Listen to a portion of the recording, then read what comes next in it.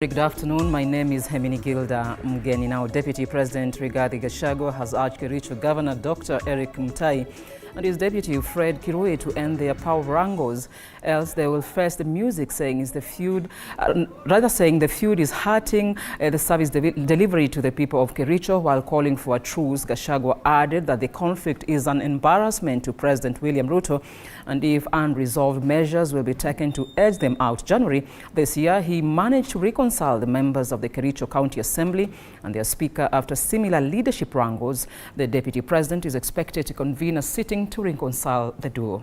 Rais ameita mkutano pale, kongamano, marais 25 wa Afrika wamemwambia Rais William Ruto tuongoze Afrika, tuongoze. Rais ameheshimika the whole of Africa, ameheshimika duniani nzima.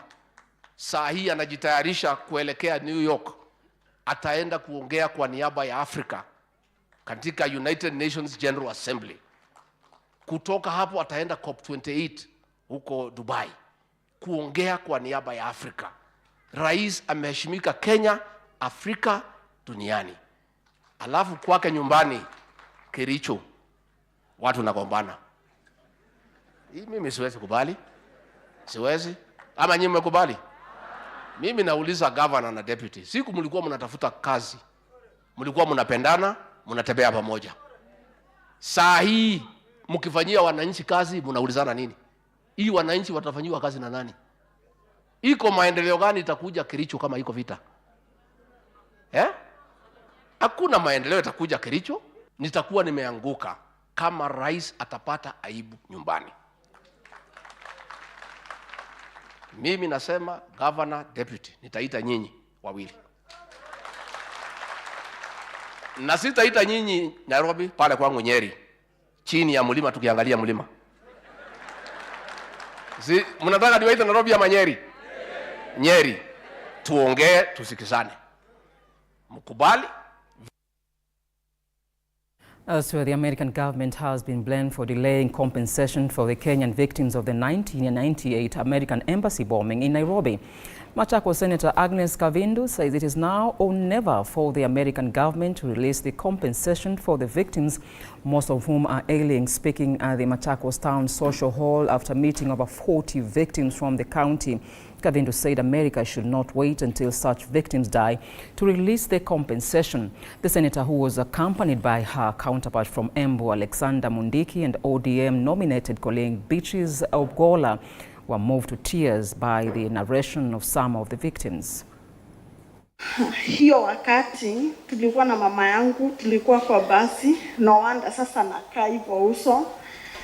Nilikatakatwa na hizo glasses na niko na bado glasses zingine ziko kwa kichwa, na hii side moja ya left ikaisha nguvu, lakini nashukuru Mungu juu ninatembea na miguu zangu, na hiyo ni miracle.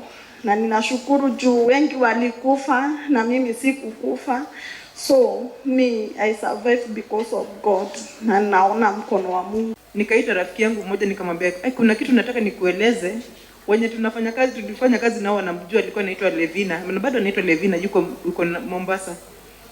Nikimweleza ndio the first blast ili happen, na tuligongwa sisi wote tukapelekwa kona moja. Watu wengi walikimbia wakaangalia kwa kioo, lakini mimi sikukimbia. Nilisikia ile tu kitu ilikuwa nafanya nisikie niko na huzuni nisiende kazini. Nikaniambia toka kwa hii nyumba haraka sana. Lakini nikaangalia nikaona possibilities za kutoka, siwezi toka. The embassy and the American government never did anything to us. I have a neighbor at home who was a messenger at the American embassy.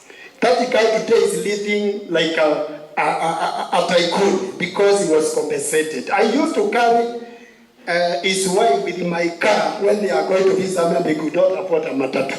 But today the wife is driving a four-wheel drive with vehicle because of the compensation from the American embassy. While I'm still here, my son who was 3 years by that time is still wondering what to do. This battle was not Kenyan battle. Al-Qaeda was not fighting Kenya. Al-Qaeda was fighting America, and we took their bullets. And that is why I'm saying every time, They must walk the talk. They are defenders of human rights. And these are humans who are demanding and seeking for their rights. And we are actually extending collaboration and saying, Americans, be the big brother who you are, because you are a human rights defender. From Machakos, we head to Garissa, where one of the victims of the Garissa University attack that left 148 people dead in 2015 is still nursing serious injuries, living with a bullet lodged in his leg 8 years after the incident. 48-year-old James Odongo, who was a first-year student at the Garissa University, has been in great pain over the years after he survived the attack. He says that he was admitted at the Kijabe Hospital, where 2 bullets were removed and one is still lodged in the bone marrow of his right leg. I went to Garissa University just to continue with my education. That's why I went there. And when I joined, I was just a first year when the incident happened. In fact, I was still very new. The incident happened on 2nd April of 2015. Okay, I was pursuing Bachelor of Education, and by the time we were attacked, it was very in the morning. I can remember most of us had waked up, and some of us were going to classes, and some of us were going for morning prayers. Some of us were going to take even bath and all sorts of such things. Most of us had woken up by that time. Yeah, but abruptly we were attacked. But the bullet is lodged inside my bone marrow on my right leg. Yes. There's no any compensation I've received from the government. There's no any compensation. Even though we were given some forms to fill, these forms were for compensation, but we've not received anything. Even though government really supported us when the incident happened, all who were critically injured were dispatched in different hospitals, and all their facilities were taken care by the government. Now, a multi-agency security team in Nakuru County has impounded ethanol and adulterated alcohol drinks alongside manufacturing equipment at a residential home in Nakuru City. Led by Nakuru's East Senior Deputy County Commissioner WOES the team, comprising of the police officers from National Council Against Drug Abuse, NAKADA, and Kenya Revenue Authority, as well as Kenya Bureau of Standards, KEBS, also arrested the proprietor of the business and the 6 workers found in possession of the drinks and equipments. The consignment, estimated to be worth over 1 million shillings, is suspected to be supplied to markets in Nakuru and other neighboring counties.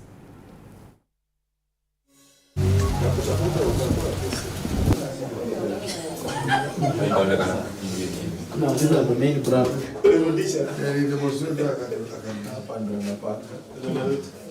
This is BOMBLAST.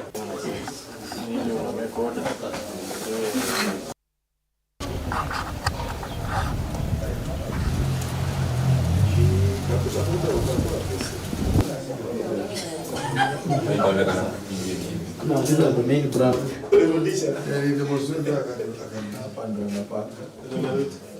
This is BOMBLAST.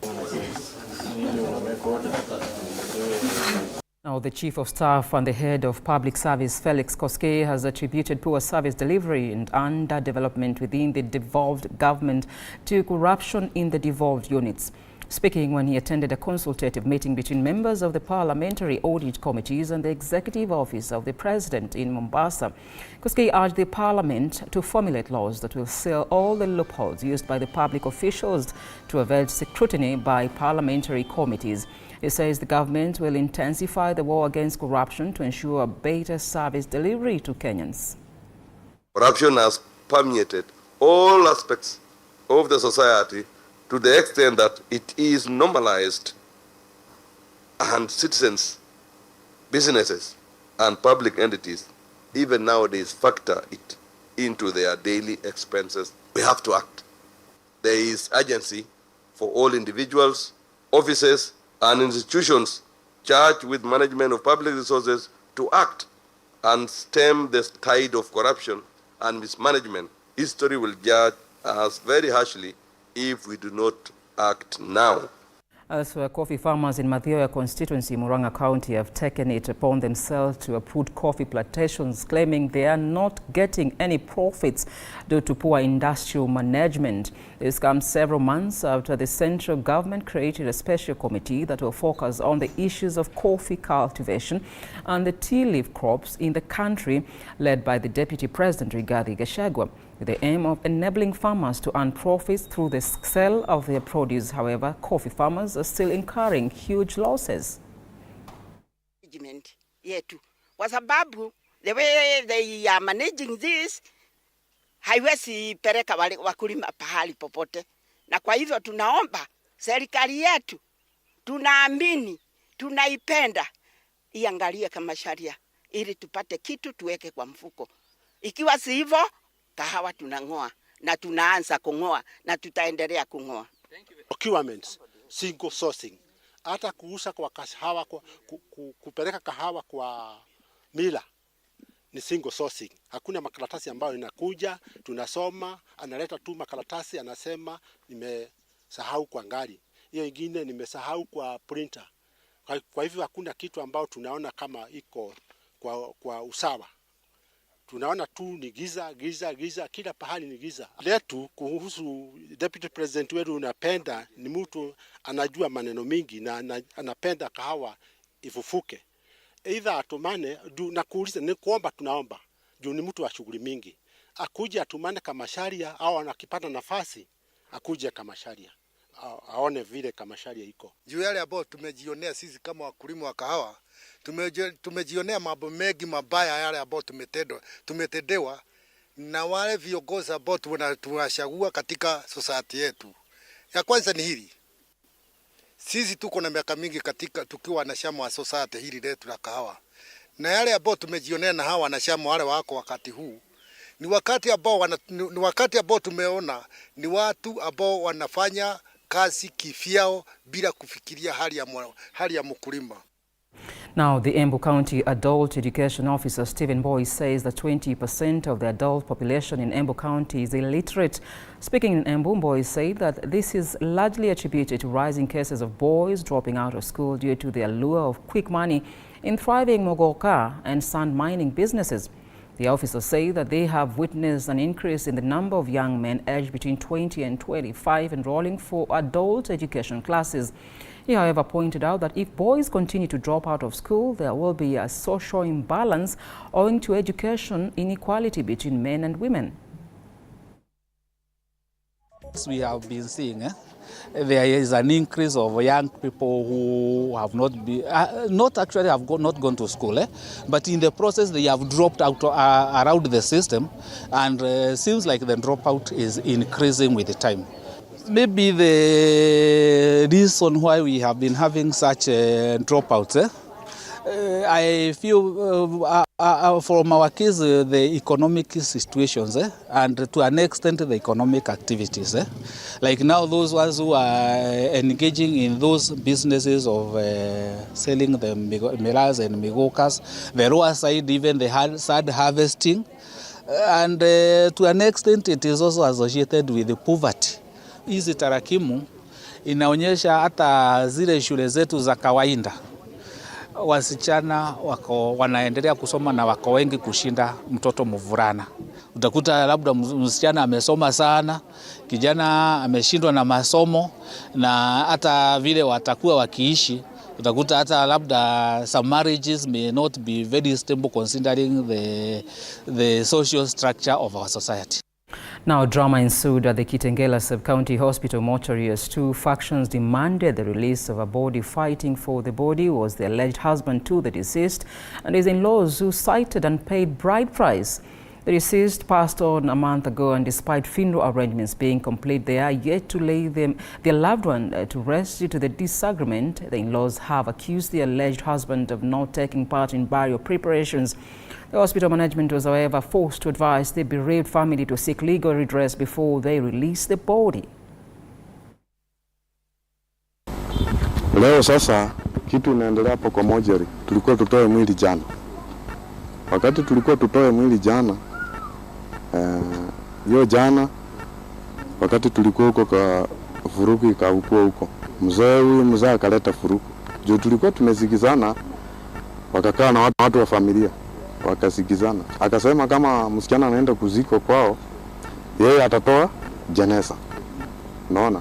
Si wakafanya budget, wakasema sasa yeye alikuwa amesema atatoa jeneza. Si sasa masaa saa 8 tumepigia gari. Tulikuwa tumeshalipia gari kila kitu. Masaa ya saa 6:30 hivi. Mzee anakuja anatuambia mtajipanga, hakuna jeneza. Nilituma na baba nipeleke mtoto yake kwa nyumba. Sasa shida hii ni huyu kijana mwenye alikuwa anaishi yeye kwa urafiki. Sasa anaanza kukeusha, anakupeleka huku na huku, anafanya vyake hivi na hivi. Hata mimi mama mwenyewe nilishindwa nitaweza kumuulizaje. Nilimuuliza ni nini mbaya. Ni kama ulikuwa ukoo wetu, kwa nini unakufanya hivi? Now, thousands of residents in northern part of the country and other pastoral zones in West Pokot County are staring at drought and food security following failed rains that caused poor harvest in the last season. A survey conducted in the area shows that farmers are counting losses after the crops withered following drought experience in the area. It is estimated that food shortage could hit residents in the semi-arid area with a population of about 67,000 people at risk of starvation following the crop failure. Many residents in the area are in dire need of food following prolonged drought that has hit the area in the past 3 months as residents call for humanitarian aid, although most rivers and streams were replenished following 3 weeks of heavy rains late last year. A long hot and dry season that followed dashed the hopes of farmers as crops were damaged. Hapa mbuzi ameanza kukonda hapa, hakuna vitu ya kukula. Kila wakati tunahama huko chini ni tafadhali kidogo. Lakini huko maji hakuna, kila kitu hakuna. Unatumana maji na pikipiki na kama akafika nalala hivyo.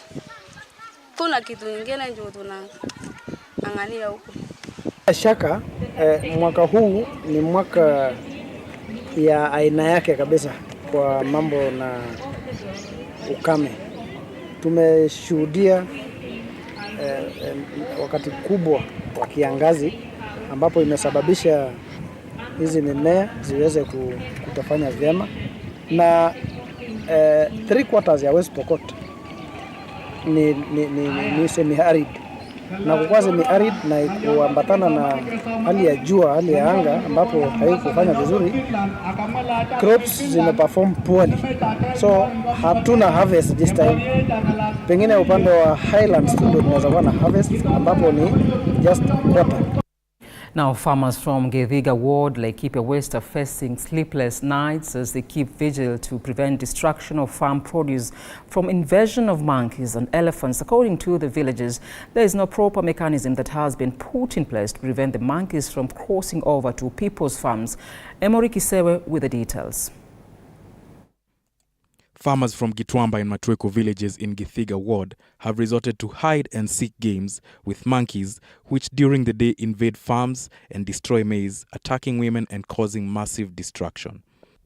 Despite efforts by the government to provide subsidized fertilizer for agricultural activities, residents have been left languishing in poverty, as many of them entirely depend on farm produce to earn a living. Hapa Joru upande mwingine hapa chini, nyani zinabeba mahidi kila dakika. Tunafukuza nyani, tunafanya nini? Sasa mnataka tufanye nini? Tunaomba serikali isaidie wananchi. Hizi wanyama wakae kwa msitu ya Raric Forest na sisi wananchi tukae kwa mashamba yetu kwa amani. Following this, the national government, through the office of the county women's representative, has distributed relief food to over 3,000 severely affected families.